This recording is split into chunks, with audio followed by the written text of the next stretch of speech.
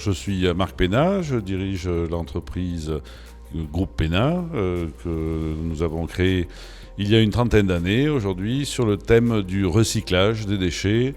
Sonia Ladroit, directrice à Bordeaux de la Banque Palatine. Donc, j'ai l'honneur d'accompagner les ETI, les PME en développement et les dirigeants de la région.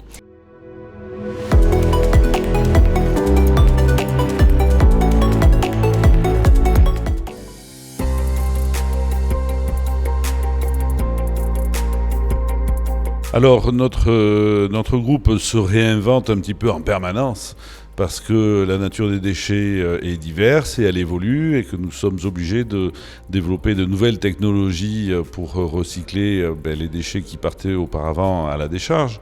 La place que ce rôle-là de recycleur a dans une région est très importante puisque nous sommes aux deux extrémités de la chaîne de la production industrielle et nous voulons nous inscrire dans le développement durable, dans l'économie circulaire, et pour boucler le cercle de l'économie circulaire, il est indispensable d'avoir cette activité de transformation du déchet en matière première. Donc notre place est vraiment importante dans la souveraineté du territoire.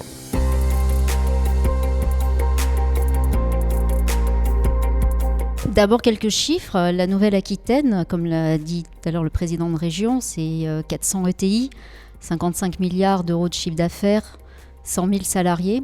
Donc on voit que ces ETI sont la locomotive économique de la région. Elles participent activement à la dynamisation des territoires, à la réindustrialisation de la région. Et donc il est tout naturel pour la Palatine qui a dans son ADN l'accompagnement des ETI d'être à leur côté dans leur croissance, dans leur transition, qu'elle soit énergétique, écologique.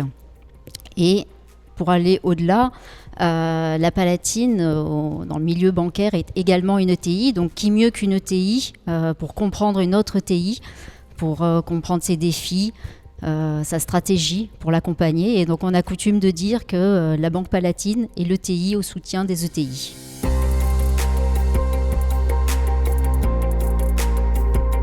C'est une table ronde tout à fait intéressante parce que ce sont des sujets qui sont actuels et je pense que c'est cette contribution avec le président de la région qui accompagne habituellement très très bien les entreprises, que ce soit ETI ou PME, et avait toute sa place et je pense que j'espère que de cela découlera une modification de notre impact environnemental.